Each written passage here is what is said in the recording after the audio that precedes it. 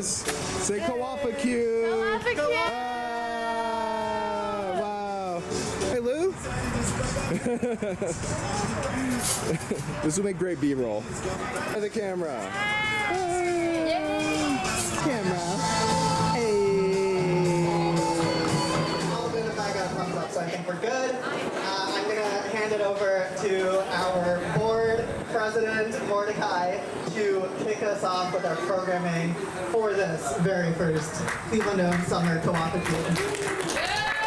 Awesome. Thank you, Bogdan. Thank you.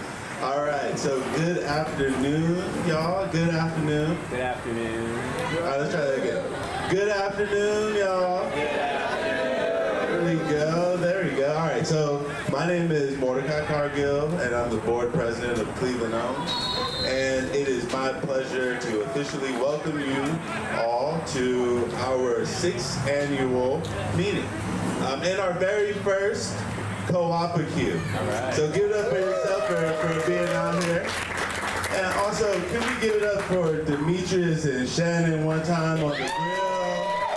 Thank you. All right, so I've had the privilege of serving as Cleveland Owns board president since its inception in 2019. And I am thrilled to have witnessed the growth and evolution of this idea. Not only has the organization expanded its size and scope, it has only deepened its commitment to the radically imaginative ideals that inspired me to say yes to joining the board. I'd like to acknowledge my fellow board members in attendance and some in absentia. Ms. Deborah Lewis. Yeah, that's right, give it up for Deborah. Indigo Bishop. Dawn Mays. Michael Robinson. Michael Russell. Thank you for your support and guidance. Next, I'd like to say thank you to the incredible team at Cleveland Owns for all that you do to keep economic democracy cooking in Cleveland. Bogdan, Craig, Prerna, Najah, and Jonathan, of course, thank you for sharing your brilliance with us and for making this day possible. Friends, as I'm sure most of you know, the context for Cleveland Owns work has only gotten more precarious. And yet, these are the times that require even more courage, even more creativity, even more collaboration, and certainly more community. So shout out to all of you who have been celebrating Black August as well. By show of hands, how many people know about Black August? Yeah, okay, all right. So for those of you who don't know about Black August is an annual commemoration observed in the month of August, primarily focused on honoring and recognizing the sacrifices and ongoing struggles of Black freedom fighters, activists, and political prisoners in the fight for Black liberation. I'm bringing this up today because it is important for us to remember, especially when things look bleak and when hopelessness feels natural and comfortable, that we have revolutionary ancestors, elders, OGs, and youngins that decided not to sit idly by and watch our society descend into tyranny. Some of our radical ancestors lost their lives, lost their livelihoods, or straight up lost their minds in pursuit of justice. And while we honor their sacrifices, we are not gathered here today to mourn their loss. We are gathered here to celebrate the tradition of resistance and to recognize ourselves in that lineage. Angela Davis reminds us that freedom is a constant struggle. But I am confident that she would also agree that struggle is not all there is. Those of us who study movements know that it is hard to sustain that struggle. Really hard to sustain the struggle. But we also know that revolutionary action is happening all the time in big ways like showing up for a protest, or in smaller ways like showing kindness to your neighbor, or choosing to gather at the local rec center to kick it with your cooperative cousins at the Economic Democracy Cooperative. So comrades, we have to choose hope, and we have to commit to practicing a better way of living together. Even though it won't be easy, I am hopeful, really hopeful, because so many of y'all showed up today. Finally, I'd be remiss if I didn't offer a special thanks to our sustaining supporters, people just like me and you, who have generously committed to being monthly donors to Cleveland Owns. We are immensely, immensely grateful for your gift. Do we have any monthly donors, sustaining sponsors in the room? Can we give it up for y'all? Thank you so much. And as you heard from my comrade Michael Robinson, we have a goal of increasing our monthly donors, and so there is plenty of time to add to this corn timeline thing over here, which I very much encourage y'all to do. And without any further ado, it is my honor and my privilege to welcome our fearless leader, Cleveland Owns Executive Director, Jonathan Welly. Officially give it straight.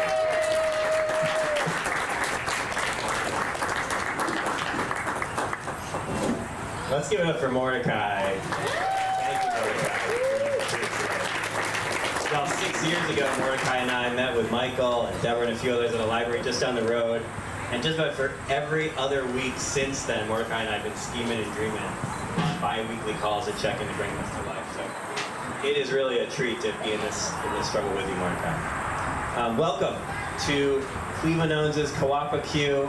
We are here to keep economic democracy cooking. I'm Jonathan Welly. I'm the lead organizer and board member of Cleveland Owns, and it's really fun to be here with y'all. Thanks for coming out to celebrate. We got a beautiful day. I'm so thankful for that. In 2021, we had an annual event at Luke Easter Park. It was about 47 degrees. It was windy. There was a light rain. So we rolled the dice that day. We lost. We rolled the dice today, and we won. I'm thrilled about that. We've got amazing food. I got a lot of logistics. Today, the goal is really to share. The goal is really to share what we do. We've got a portfolio of work that includes starting worker-owned co-ops, community-owned co-ops. In some cases, we are sponsors and founders, and others we're more consultants. You're going to hear from each member of the Cleveland Owns team to describe a little bit about what we do. We'll see some pictures and talk about what it looks like to bring economic democracy to life. A year ago, we had our annual event where we said that our goal was to watch economic democracy flourish. Well, we've planted a lot of seeds in this city to build a more democratic economic system.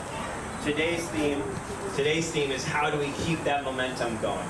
And so I'm so glad that we're here together to do this. A couple things to note as we get started. I assume everybody, visited the welcome table, grabbed a name tag. Of course, we've got a kids table and awesome programming right next to this amazing park. The food is still going, so if you want seconds or you haven't had a chance to get some, please feel free to grab some. Let me go through. Okay, we got some logistics here. One logistics is that this is Labor Day weekend in Cleveland, and for about 40 years, that has meant that it's also the weekend of the air show. So we're going to hear some very loud planes. They are military planes flown for entertainment over the lake and over the city. And so we're going to have to accommodate that this year. I have strong feelings about what that air show means and the way it, really tries to glamorize military and the war machine. So we're going to deal with some of that reality today. Quick other logistics today. The bathroom is inside the building, so you can go in the rec center, and there are a couple different bathrooms. There's also a porta potty by the parking lot. Unfortunately, these outdoor bathrooms, which are very well positioned, are closed today, and we're not able to access them. I don't know why. So bathrooms inside. At the end of today, it would be awesome to take a photo. So at the end of our program, about 2:20, we'd love to take a picture of everyone who's able. And we are fortunate because we've got a bunch of folks helping out, one to take the photo, and a whole bunch of folks that I want to thank. So I want to thank a few folks. First of all, Julian. Julian is our photographer today. Can we give a round of applause for Julian?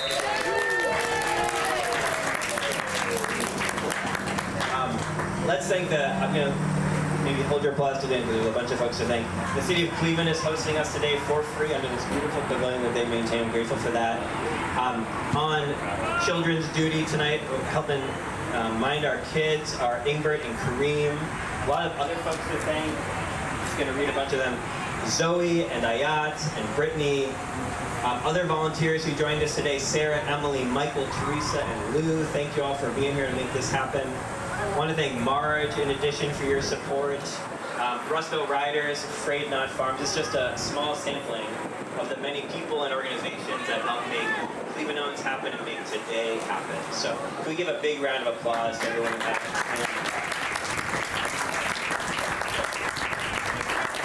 And the last logistical note is you'll see for waste, there is like landfill. Next to that is composting from Rusto Riders. And then there's also a small recycling bin if you need it. And utensils, please be sure not to throw away the metal utensils.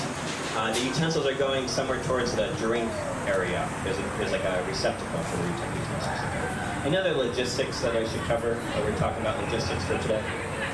Bathrooms? Bathrooms are inside the rec center. Yeah.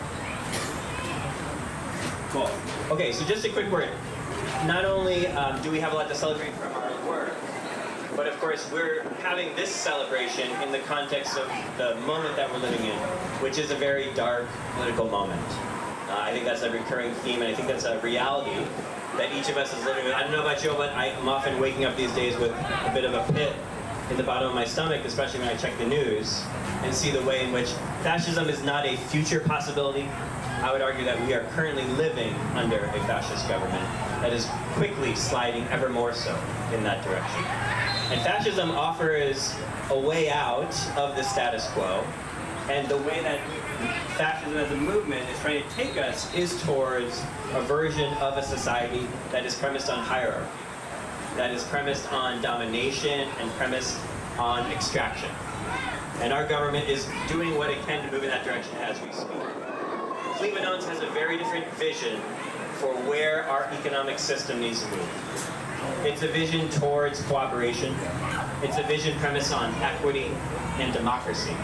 And these are timeless practices that across history, human societies have used to cooperate and to flourish together. And at a time when fascism is trying to pull us in the opposite direction, I believe that this work of building economic institutions premised on these positive values is more urgent than ever. That's the work that we're doing at Cleveland Owns and that we're excited to share with you a little bit today. One of the ways we approach that work is through the framework of resist and build. So we need to resist the bad, we need to build the good. Resisting the bad can look like showing up to a protest, changing a policy, taking direct action against the encroachment of fascism. Building the good looks like showing what the alternative looks like. And not just talking about it, but actually building it from the ground up. We spend about 90% of our time at Cleveland Owns on the build the good side. And so we want to share some of that work with y'all today in a presentation. To get us started though, I'd like to invite my friend and colleague Cristobal to join us.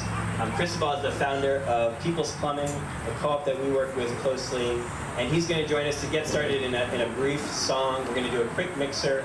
Then we're going to share the Cooperator of the Year, which will be fun and exciting. And then we're going to share about the work that we do and close by 2:30. All right, so please join me in welcoming Cristobal. Hey, thank you, Jonathan. Yeah, I appreciate Jonathan talking about building the new thing, challenging the old things. I'm going to share a song that you probably have not heard before. It's from the Civil Rights Movement. It's also known as the Black Freedom Movement. James Bevel wrote this song, and it's really been speaking to me a lot lately. I co-founded People's Plumbing. We recently added to our zine or pamphlet that unconditional love.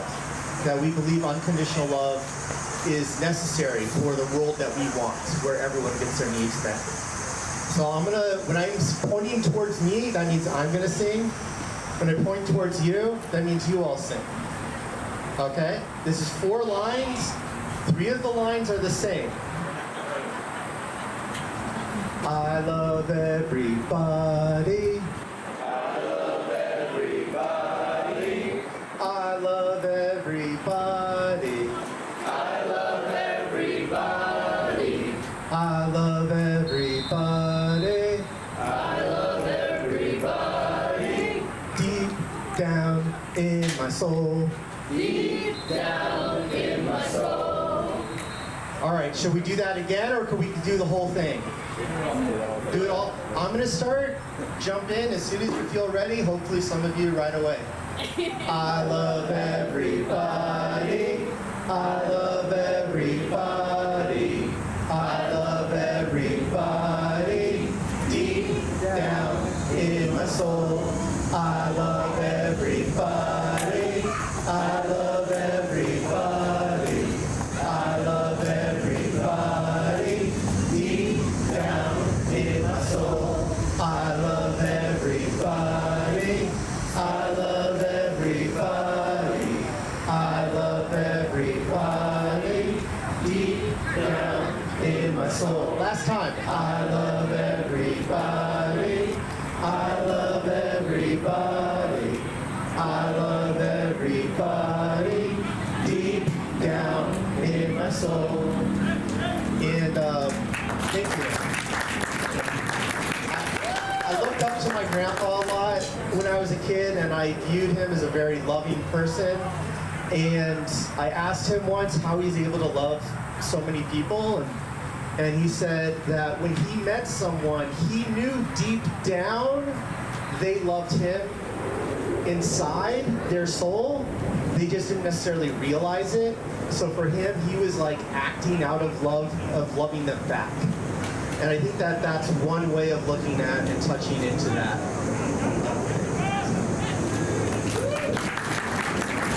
Cristobal. Okay, now we're going to encourage you to get to know one another a little bit more. So if you're finishing up food, feel free to do that. But if you're not, what I'd like to invite you to do is to find someone you don't know and share something that is giving you hope, either on the resist side or on the build side. So something that you are seeing that is resisting the bad, something that you're seeing that is building the new, the good, and share that with someone you don't know. So we're going to take about 5 to 10 minutes for this. Please, in a second, please stand up, find someone you haven't met before, and share something that's giving you hope on the resist or on the build side. Okay? Start. Okay. Thank you. Alrighty, y'all. Hope you mixed really nicely and gotten to know maybe a new person, or maybe a person you already knew, but in a different way. Finding out something fun and interesting about how they're seeing hope in the current moment. So, I'm Bogdan. Thank you, pronouns. I'm a co-op organizer at Cleveland Owns, and right now I am really excited to share with everyone. I'm going to turn the music down. There we go. I'm really excited to share with you all our 2025 Cleveland Owns Cooperator of the Year. Yes. This is a tradition we started last year at our 5-year celebration to celebrate individuals or groups for their contributions to the Cleveland cooperative ecosystem over the past 12 months. While co-ops are team efforts, they are also sometimes greatly aided by heroic contributions from individuals who hold a deep belief in the cooperative idea and have a track record of accomplishments that have benefited the cooperative community. We received many great nominations from all of you of cooperators across the city. Thank you for the thoughtfulness you put into sharing who you'd like to celebrate this year. In the end, we narrowed it down to one person to select as the Cleveland Owns Cooperator of the Year. This person lives in cooperation. This person lives cooperation into all that they do. Their work, relationships, the tireless organizing they do within our cooperative community. They have been a bright, positive, welcoming presence to newcomers and seasoned cooperators alike, and have so many times helped us get ready to do our work by ensuring that we have all been fed. Please join me in congratulating our 2025 Cooperator of the Year. Drum roll, please. Miss Mikki Smith!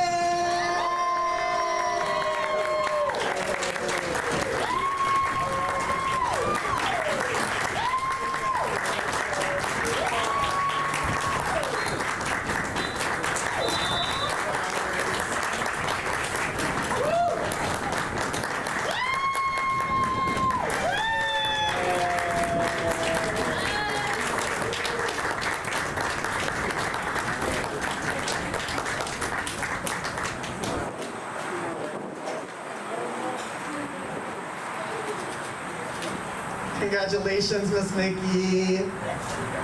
I'll share just a little bit more about Miss Mikki and her contributions, and then I'll invite her to share a few words herself. As some of you might know, Miss Mikki is one of the driving forces of Little Africa Food Cooperative, a community-owned cooperative working to expand access to healthy food in the Mount Pleasant neighborhood of Cleveland's East Side. She's been at this work for a long time, not only feeding families and communities across Cleveland, but also acting as a coach, collaborator, and mentor to many. 2 years ago, I got to meet Miss Mikki as one of the founding members of Co-op Circles, an every other month event series organized cooperatively by many of the co-op groups here in Cleveland. I've gotten to witness her be a driving force in these events, showing up month after month with her characteristic positivity and deep insight into how to discuss and share the principles of cooperation with Clevelanders. She's helped us plan, strategize, facilitate, and of course, for so many of these events has fed us, so we could be fueled by healthy deliciousness late into workday evenings. Thank you, Ms. Mikki, for all that you contribute to our cooperative community. We're very lucky and grateful to be doing this work with you.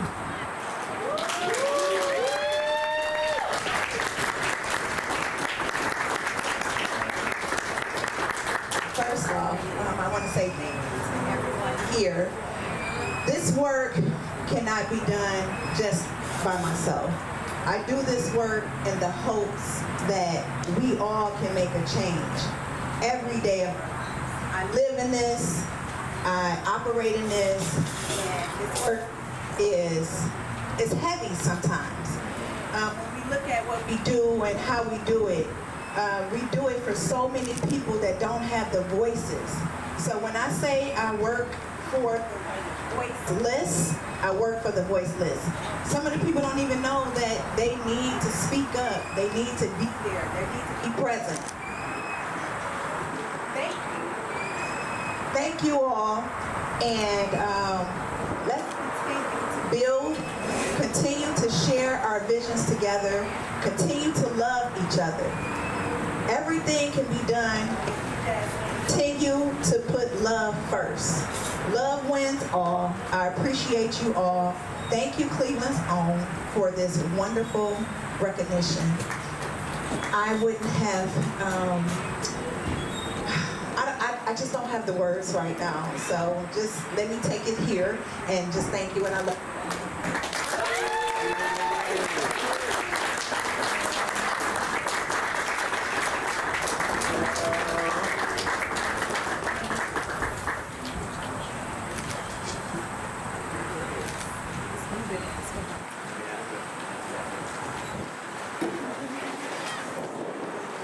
All right.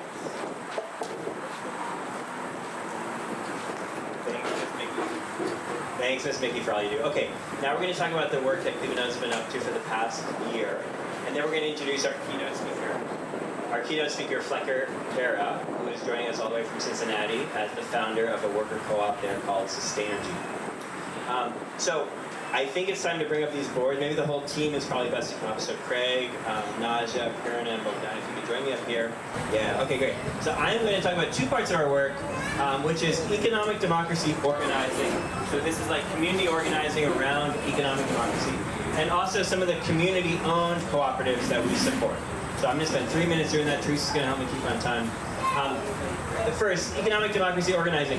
There are a lot of folks in this city who understand the value of economic democracy and want to move towards creating that reality. And so we work to help organize, like that catch, we work to help organize groups to do that. One of the ways to do that is co-op circles. Every other month we have a gathering of between 40 and 80 folks to talk about a specific component of the co-op ecosystem. We've done it in a number of ways. You're going to see some lovely pictures here of us doing that. Here's an example of some more organizing we do where we stood in solidarity with the striking workers at REI because we understand the connection between the cooperative economy and fighting for labor rights, particularly when those labor rights are at a consumer-owned co-op like REI, which needs to do better by its workers. Another example is the Ohio Co-op Solidarity Tour. Can you raise your hand and give me a shout if you were part of the Ohio Co-op Solidarity Tour? Yeah, a couple folks here. The Ohio Co-op Solidarity Tour was a statewide effort that brought about 45 folks on a bus from Cleveland, Columbus, Dayton, down to Cincinnati to visit co-ops. Along the way, about 250 people joined us to learn more about the co-ops that were happening, the co-ops that are happening in those cities. It was a lot of fun. This was just in June. We've got a big poster around here. And here's a picture of the whole crew, 45 of us, 3 party buses all over the state.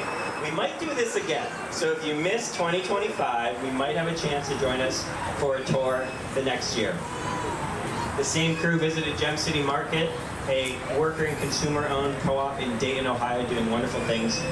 Then I want to talk about our community-owned co-ops. There are 2 community-owned co-ops that we support. One is the Central Kinsman Wellness Collaborative. Demetrius and Shannon and myself are part of a group that is trying to start a community-owned food store in the Central neighborhood, a zone of food apartheid. We've been at that work a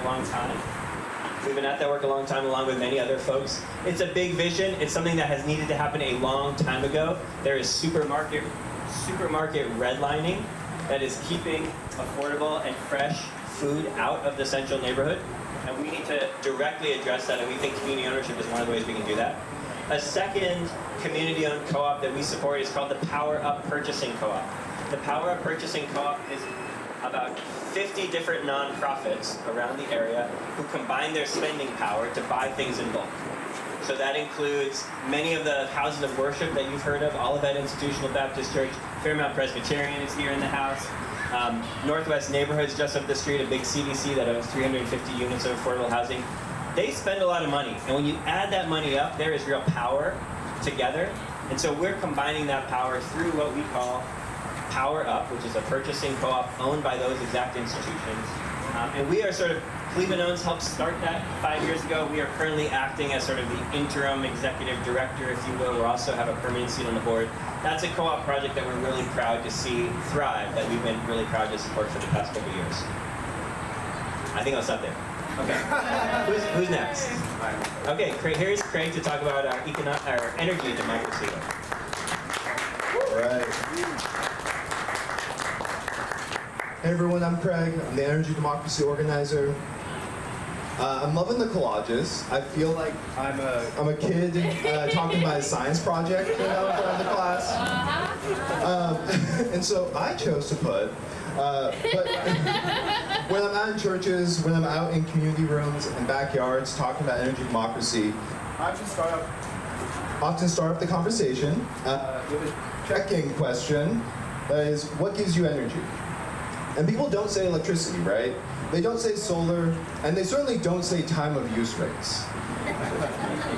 People talk about a lot of things, right? Like, people talk about how proud they are for their nephew to be the first one in their family to graduate, and that's what's getting them out of bed every day. They talk about their faith in God and the Lord, right? And they talk about the joy that cooking dinner does for their children, right? And seeing the joy in their faces when they have a hot meal at the end of the day. And what I hear is that it's about care, it's about love, and it's the people in their lives. And people are at the center of our work at Cleveland Owns. And at the center of energy democracy.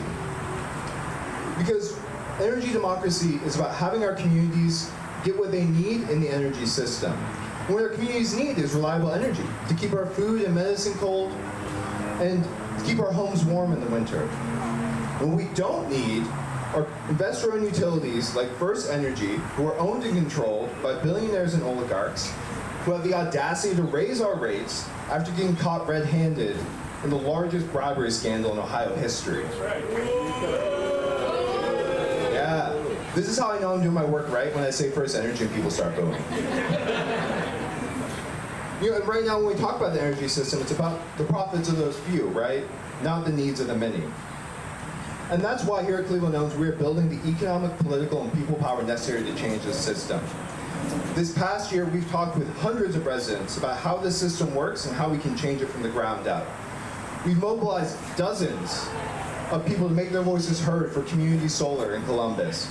And we held a 6-week course called Solar School. Hey, Ayah, my co-facilitator. Give Ayah a round of applause. To deepen our community's knowledge about how to develop and build community-owned solar. And just this week, we helped Cleveland Solar Cooperative sign its first power purchase agreement with Lakeside Bible Church. This is the important contract that is going to pave the way for Ohio's first community-owned solar array, but certainly not its last. And I'm immensely proud to work here at Cleveland Owns and get to do my small part to build a Cleveland that puts our planet and our people first. So.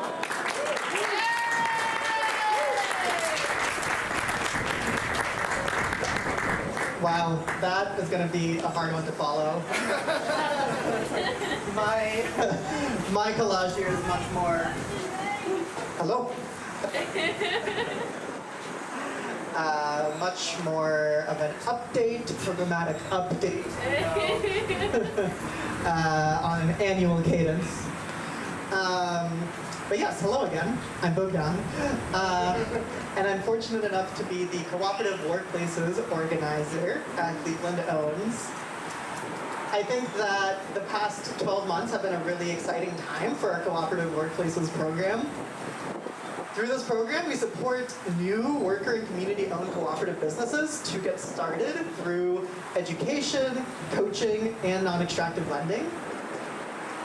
Cooperative ownership and decision-making allows workers and communities to create workplaces that are more equitable, resilient, and responsible.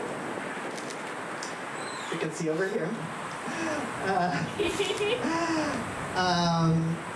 Co-op U is our incubation program that helps teams of 2 or more people start co-ops through a 16-week hands-on approach. Last fall, we ran our second cohort of Co-op U in collaboration with Co-op Emcees. We have Ellen and Flequer in the house from Co-op Emcees. Yes.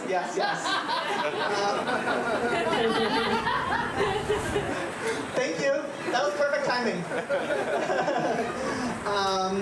Through which we graduated 3 Cleveland teams at Dolphin Tank in November. Dolphin Tank is our post-capitalist alternative to Shark Tank. Can you raise your hands if you were at Dolphin Tank last November? Yay! You in the crowd? Yes, we celebrated. At Rust Belt Riders, we have pictures right here of some of the teams that presented, our judge, Deborah. This was the program. It was virtual last year. Our program for this year just started 2 weeks ago. We have 7 teams participating. Do we have anyone from a team here? We have Najah. We have Beth back there. Yes. Oh, I see Jackie. Yes. Okay, we have some of our Co-op U participants. In total in this Co-op U, we have 25 people in 7 teams. That's a lot of co-op founders. To accommodate this growth and add a new level of interactivity to the program, this year we're running the program on our own and in person in Cleveland. This has involved recruiting an additional co-facilitator, Zoe Appisdorf from Rust Belt Riders, who wasn't able to make it today, but has an incredible co-facilitator with me. And yeah, this has been a major undertaking to get it ready for this many teams and locally for the first time. We invite you to join us for our second annual Dolphin Tank on December 4th of this year. to meet the teams when they graduate the program and are ready to share their co-ops with the world. You can sign up at our website, clevelandowns.coop. We've also continued to support new and existing co-ops with coaching and non-extractive lending. We've continued to support Rust Belt Riders, the 11-year-old worker-owned composting co-op. This year, in addition to administering the non-extractive lending we've previously made, we facilitated a workshop to share Cleveland Owns' homegrown developmental feedback process, through which our staff regularly shares feedback with each other to support growth and alignment. Excitingly, we welcomed a new co-op into our ecosystem, Study Buddies, a pet grooming co-op in Massillon that opened its doors in April. We've been working with them to write their first set of cooperative bylaws and apply for a non-extractive loan from our Cleveland Co-op Fund. And lastly, we've continued to work with People's Plumbing, which launched in Cleveland in late 2023. We've seen them welcome 2 new workers this year, and I've helped them secure a loan from a community member, which helped them purchase their first work van. Of course, please think of these co-ops for future composting, pet grooming, and plumbing needs. We're excited for what's to come in this area. And I'm also so excited for what's been cooking with our cooperative housing work, for which I'll pass it on to prerna.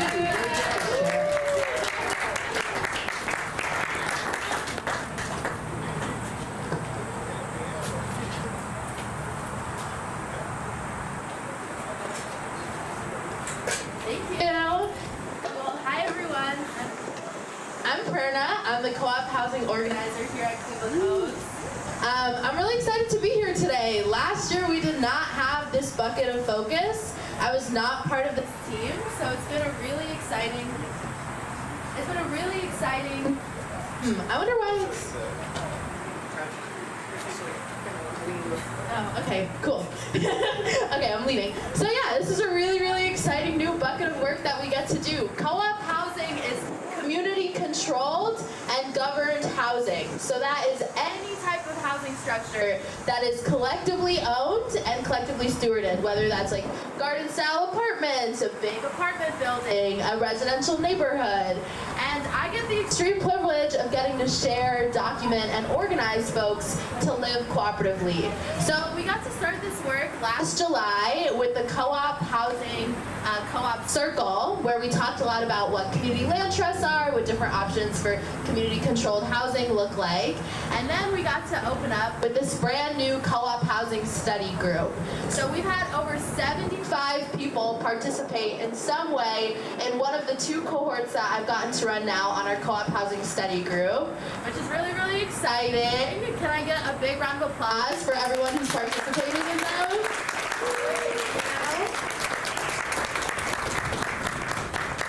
Also had the extreme pleasure of just getting to document and share with folks that this is real. It exists. There are folks that live cooperatively. We're not just college students, like taking care of each other, but genuinely people invested in building alternative systems of community control and autonomy. So it's really such a pleasure to get to do this work.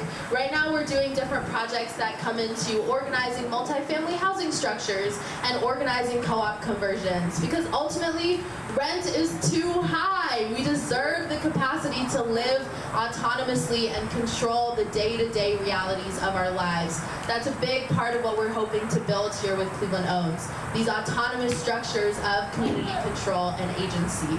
So with that, I'll also say that we have a listserv, and I send out a monthly newsletter if you're ever interested in hearing more about what's going on, opportunities, or connecting with other folks. There's hundreds of folks across the city who are really, really passionate about building alternative structures of community. And so I'm really excited to get to share and celebrate that with all of you today. And I'll pass it to the newest member of our team, who I'm so excited to have the pleasure of working with, Najah.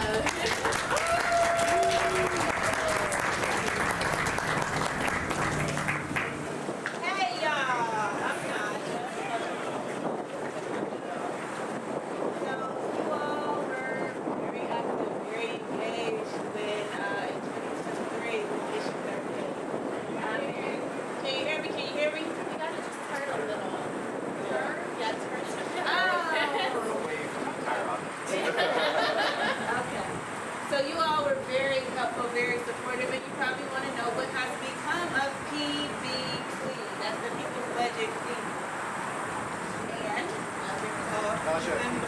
have the mic.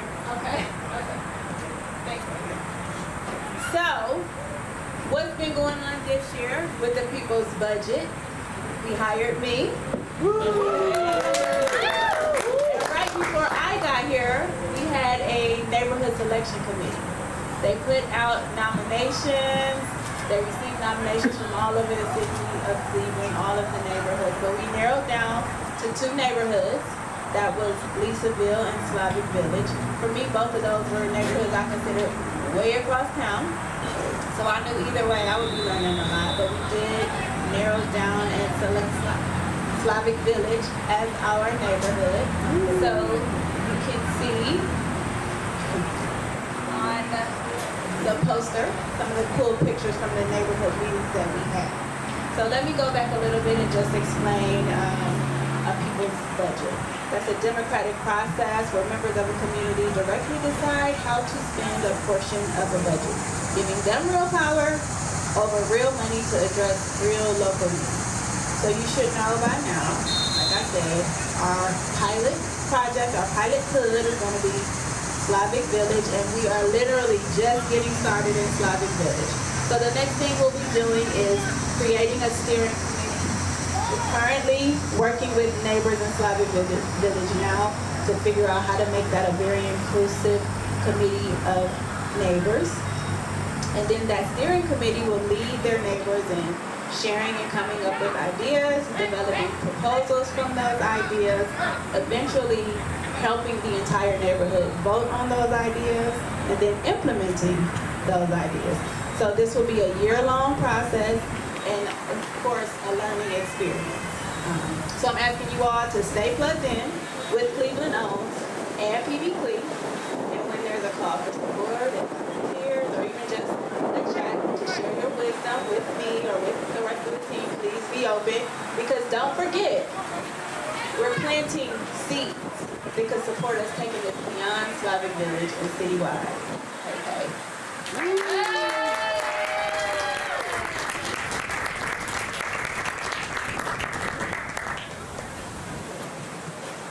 All right, thanks everybody. How about a big round of applause for the whole Cleveland Owns team?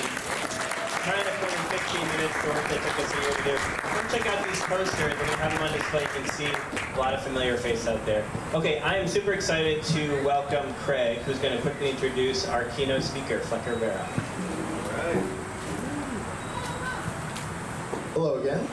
I get the honor of saying a few nice words about Flequer, our keynote speaker.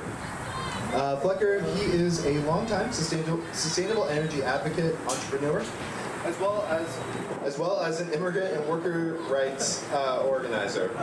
Originally from Lima, Peru, his passion stemmed from his experience of being a former undocumented immigrant and having grown up in a small family business and in a country severely affected by climate change. Flequer is a co-founder of Co-op Cincy, the Cleveland Owns of Cincinnati, or more accurately, because they got started before us, we're the Co-op Cincy of Cleveland. As well as Sustain-Energy, a worker cooperative that does energy efficiency and solar installation. And Co-op Cincy was founded on the union co-op model, a collaboration between the United Steelworkers and Mordecai Corporation, the largest worker cooperative in the world, to bring the solidarity economy to Ohio. I'm incredibly inspired by their work and believe it is exactly what our world needs right now. And to quote the founder of Mordecai, a Catholic priest known as Arizmendi, we recognize that theory is necessary, yes, but it is not sufficient. We build the road as we travel. We are immensely grateful for the work you've done to build the road for us and to be able to walk it with you. And while I introduce him as a keynote speaker, he really wants this to be a conversation. So please feel free to raise your hand during his words, and we'll try and have it be a two-way conversation, a keynote conversation. All right, without further ado, let's hear it for Flequer.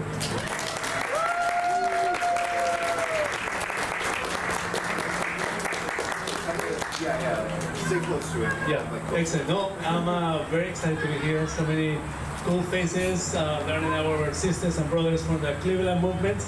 Many of you came to visit us, and it's our time to come and visit you. Really honored to be here. We're going to start with something just to, since I'm a community organizer, When I say people, you say power, okay?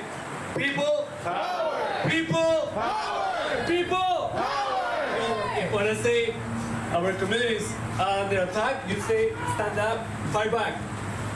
Our community is under attack, what do we do? Stand up, fight back. Cops under attack, what do we do? Stand up, fight back. Cleveland Owns under attack, what do we do? Stand up, fight back. Immigrants under attack, what do we do? Stand up, fight back. People, power. People, power. There you go, guys. All right. Woo! Thank you. Thank you for that kind of introduction. A little bit about myself, like Greg was saying, I'm a former undocumented immigrant. I've been in this country for 30 years. That's being a documented immigrant in Cincinnati, Ohio is awful.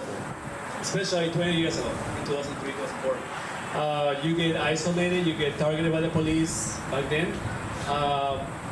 You go to a bank, they treat you differently. You have the looks. You live in fear every day when you go to drive. You think you're going to be deported and you won't be providing for your family. So you live like that every day. Well, that was the worst experience in my life. I'm grateful that I went through that because it really shaped me. Gave me this value of solidarity, introduced me to the labor movement, I met my wife in the labor movement, held on my friends, my coworkers through the labor movement. So I'm grateful that I went through that because it really shaped me where I am today. So one thing I wanted to speak to you about was just my experience, sharing my mistakes. We can both collaborate and learn from each other. How many people here know about Mondragon? Raise your hands, please. Okay, most people. Great. So I want to just say briefly about a couple of things for the ones that didn't raise their hands. What Mondragon is. As was said before, it's the largest network of worker co-ops in the world. It's around 70,000 workers right now, around 90 businesses. Their sales are about 20 billion euros a year. They do a lot of manufacturing, a lot of mainly manufacturing what they do there. And when they started, they had a civil war. It was war that was happening here in the U.S. They had a civil war, people killing each other. They were at 51% unemployment. They started creating these co-ops in the Basque region of Spain, and within 2 decades went from 51% unemployment to 4% unemployment. Now they have one of the lowest levels for income inequality in the world. Definitely the lowest in Spain. So something like that can happen also here. And when my formal education is in finance and building science, that's what I went to school for. And while I love finance, you never think about the community of the workers. It's all about the bottom line. Being a community organizer never really clicked with me. I never really had a place there, even though I love finance. So then I learned about Mondragon when they made this agreement with the steel workers during 2009, which it was in the middle of the recession, right, in 2008. We were, okay, how do we build this new economy that works for everybody, right? You know, the banks screw us up, and they use our money to bail them out. Remember that, right? That being killed by the same bullet 2 times. It's just ridiculous. So I learned how these people in Spain, I know in Spain also you have Emilia-Romagna in Italy, you have in Uruguay. There are pockets, large pockets of how co-op shape economies around the world. But we are not as familiar with those. Even in the US, in the 1800s with the national labor, we had hundreds of co-ops here, and they were decimated. And we are rebuilding them. But I think it's important to acknowledge that, to remember that history is very important. So when I learned about how Mondragon and the steelworkers made this historic agreement, I'm like, oh my gosh, this is what I want to do. You're building wealth, you're building community, you're empowering workers. It was amazing. So came up with creating with my community organizer friends. We created Co-op Cincy in 2011. We used to work with immigrant workers through unions at UFC Local 75, and our victory was we got a $1 raise in 2 years. Yay, right? So, but you know, even when you win, and most of the time you lose because that whole system is set up for workers to fail, you win $1 after 2 years. So we were like, this is great, but it's not enough. So then co-ops is what I saw, like organized people, organized power. It's about the workers owning their jobs, controlling the means, determining how much they want to do, and making money out of it, making a living out of it. And one big thing is like many of the sort of issues we have, housing, energy, you know, people being incarcerated is because we don't have no jobs.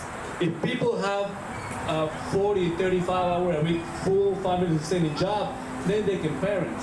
So if we have a good job, a good family-sustaining job, we can actually solve a lot of the social issues we have. So it's important that, how do we do that? How do we keep our economy of solidarity cooking? Economic democracy cooking, I'm sorry. It's like keep being active and speaking to the right as well. I'm a big leftist, but I think the country as a system have been very successful at dividing us from working class conservatives. Use race, use sex, use color, whatever you want to do, but they divide us and we don't speak to them. And that's what they want to succeed. So I invite you to please go and speak to your working class conservative folks and learn those stories. I know it's difficult. Being an immigrant is difficult, especially in Trump country where I am, but it's possible. And that's how you build relationships with them. And you build trust. Okay, not all immigrants bring drugs and, rape people or whatever, whatever lies they are told. So yes, speak to those folks and use your unions. Sustain Energy, I'll tell you more about now. It's a unionized shop. The workers decided to be part of the steel workers union because they created co-ops, but they believe in co-op, but also because right now we started with like 4 folks. It's easy to know people's stories. Just checking on my time. It's easy to know people's stories and trust, but when you become like 15, 20 people, it's just difficult to have that relationship, and then this party arises. Office workers with blue-collar workers. Office workers with blue-collar workers, race, age, and you have discrimination. So a union is important not just for the benefits that you get, health insurance, pension, healthcare in a way that is affordable, but also because it also allows you to be able to utilize, maximize your voice with an organization that has a lot of political capital and a lot of resources, and they can tell Mr. Mayor, our friends of co-op since want to speak to you. Please meet with them, and we can use a union to build our movement. And there are a lot of conservatives in the labor movement as well that we need to reach out to, because things that unite working class folks is improving our families' standards, our living standards. So we're focusing in co-op development, we're focusing on creating better jobs. That's where we can start building bridges. So what's Sustain Energy? We have been in business for 13 years. It's about 18, 19 of us. We focus in, we do work in Cleveland for the ones that want solar. We were in Cleveland actually last week. We mainly target working class neighborhoods, do an energy assessment of the house, infrared camera, see where the energy losses are, and then we go and do a lot of the weatherization, insulation, and then when the home becomes more energy efficient, gas and electric, then you can afford having a smaller solar array. Instead of needing 25 modules or panels, you only need 20, making it more cost effective for working class folks. So it's a very, very good model. It's difficult to replicate. That's why we keep doing it. What else can I tell you about sustainability? I mean, feel free to interrupt me.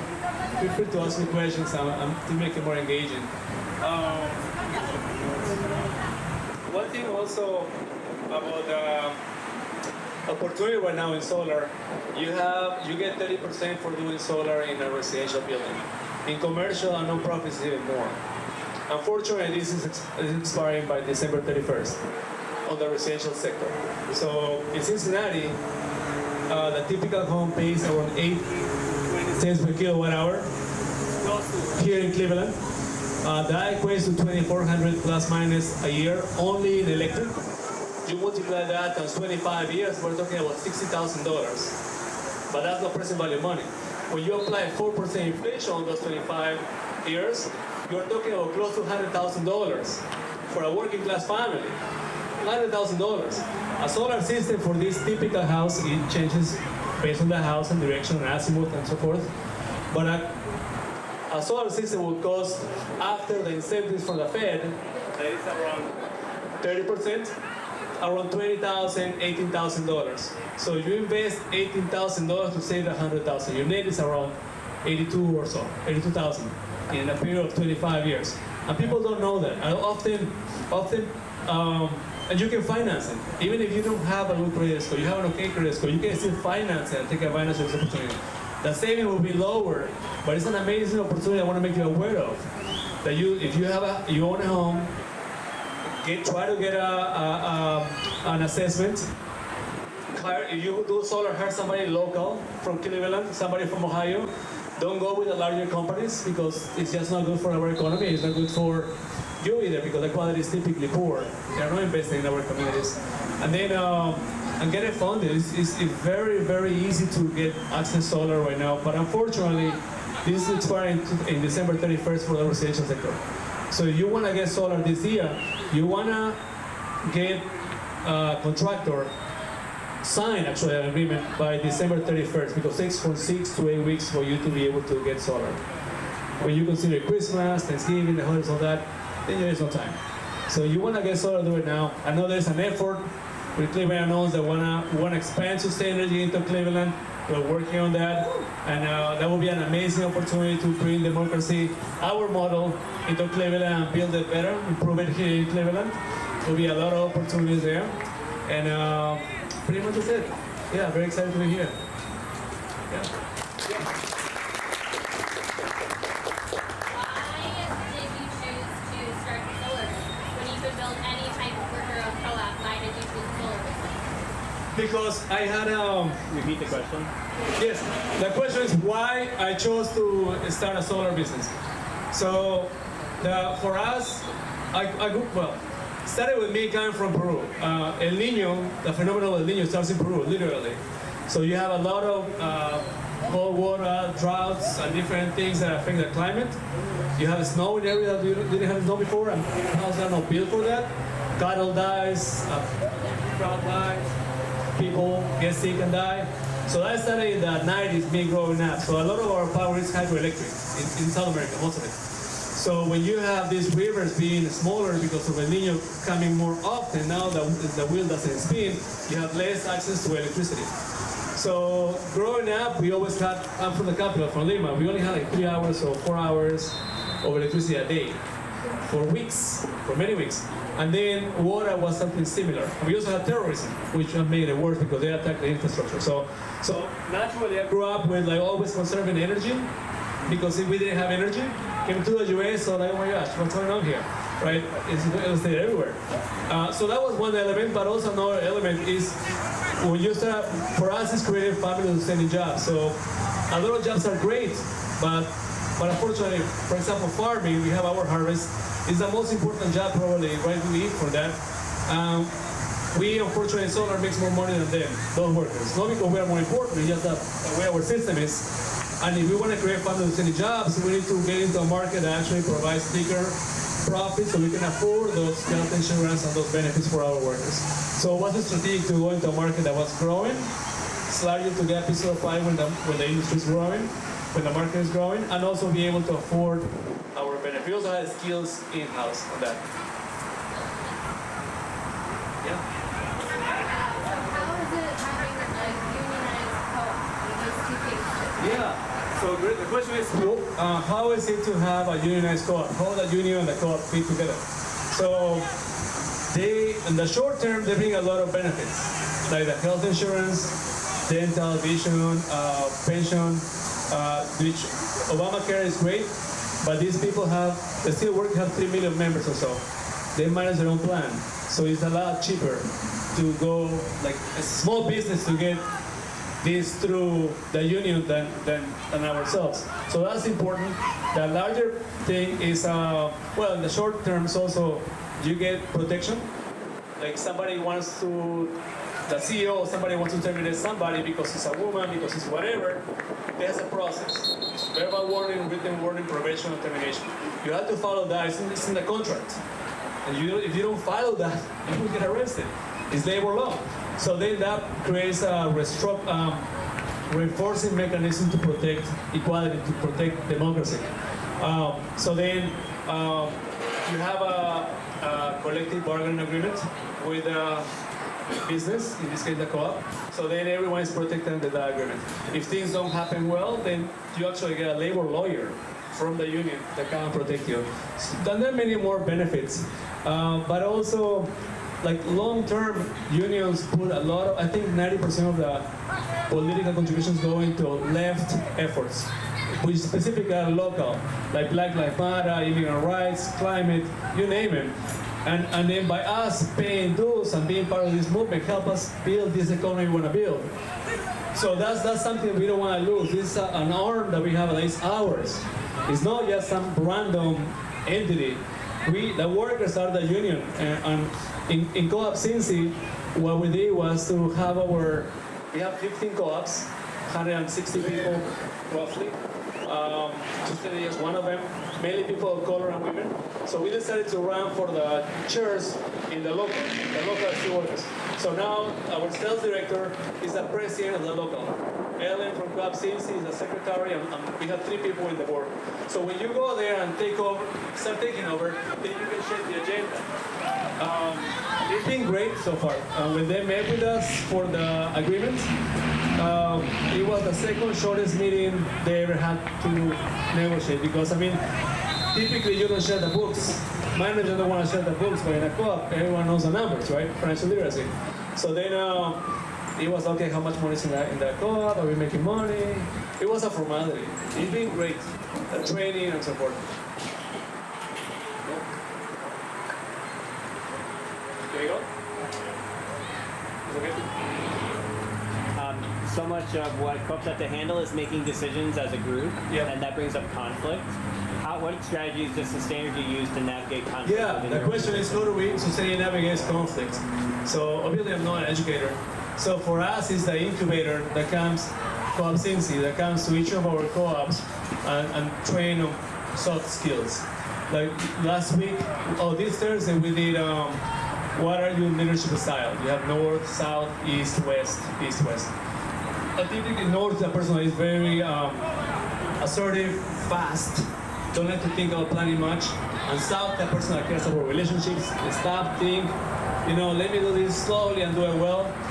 So this is an important thing because I'm more south. The office manager is north. And when we started the company 12, 13 years ago, I wanted to work in an attic doing insulation. I wanted to do it slowly to catch all the issues. And he wanted to do it fast, but not carelessly, but fast. And naturally, issues arise if we have 2 different approaches. So Co-op Cincy provided that training and made me realize it's not like he doesn't care. It's not like he was thinking maybe that he's too slow. We both wanted to have the same goal, but realizing that we are coming from different angles help us work better together. So yeah, Co-op Cincy does a lot of that soft skills, conflict management, anger management, financial literacy, which is important that when you start a co-op, you're part of an incubator. Those are some of the things that the incubator provides, so you can focus on keeping your lights on. And we have a lot of issues. It's not perfect. We have a lot of fights and issues, like any you deal with people. It's like any business. Yes, it's just better. Cool. All right. Thank you.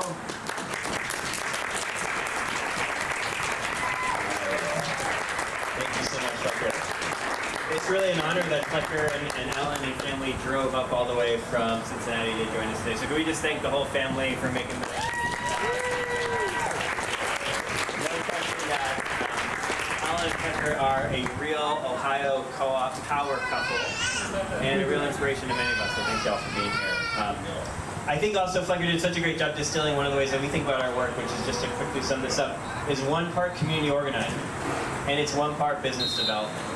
It requires community organizing connecting with the values that sustain us, the emotional resources that we need to take big and important collective action, with the concrete and rigor of business development. And at Cleveland, we try to bring that together. I think Flequer does a great job embodying those values and describing those a little bit for us today. So I wonder if we've got a quick update on our goal towards keeping economic democracy cooking. We're going to close that, and then we're going to close with a photo for those who are willing to join us. In just a minute, we're going to stand up and go over to those steps, if that could work for Julian, our photographer. Those who'd like to be in the photo, we're going to line up on those steps, but after we do a quick update on keeping economic democracy cooking. Michael? All right, the numbers are in so far. We've got a goal of $1,500 a month for recurring donations. At the moment, we're at 1,237. So we're making some progress. Thanks so much to everyone. Going forward. If you haven't signed up yet, consider signing up for a monthly donation to get us closer to the $1,500. Thank you.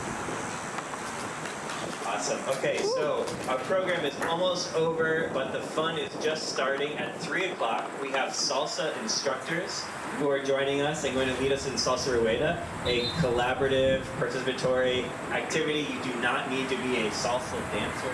You do not need to be a salsa dancer to try that out. You do not need to be a salsa dancer to try that out. Thank you, Luke. But you're welcome to stick around for that. And we've also got games. We're going to continue to do art. The food that's left will still be available. We'll be around here till about 5 or 6 o'clock. Any other logistics before I invite Mordecai to share some closing thoughts, if you'd like to do that? Anything else from the team? Anything we should talk about here?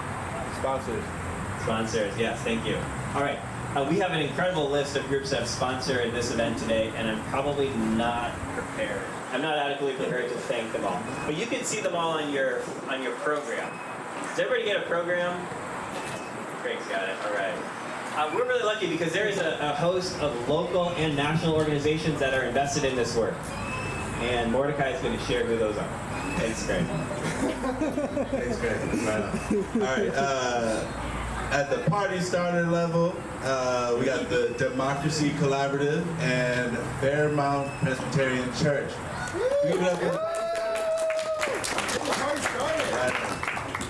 Okay, at the Dancing Queen level, $500 and up. Susan Kent and Benjamin Sperry, the New Economy Coalition, Rust Belt Riders, RG, Squiggly Line Arrow, Ohio. Resource Generation, okay, right on. Jason Wiener PC. Give it up for the Dancing Queen. All right. And then fun bag of chips. Fun bag of chips. $2.50 and up. Cleveland Votes, Equal Exchange, the Legal Aid Society of Cleveland, Freight Not Farm, Northeast Ohio Workers Center, and Pilgrim Congregational United Church of Christ. All right. Give it up for the fun bag of chips. And give it up for yourselves for being here and for celebrating economic democracy with us. No, for real. Yeah, give it up for yourself. Honestly, you could be anywhere on this beautiful Saturday afternoon, but y'all are here dreaming and scheming with us. And on behalf of the Cleveland Owns board and our incredibly talented team here at Cleveland Owns, we are so grateful. And so I just wanted to say thank you. For those of y'all who are going to join us in this group photo, make sure that you are ready for your fun face, because that's always the hardest part of taking a picture. Not organized, just having the fun face ready. But also, I encourage y'all to just keep the faith. That's it.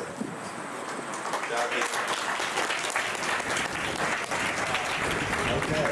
So are we moving to the set?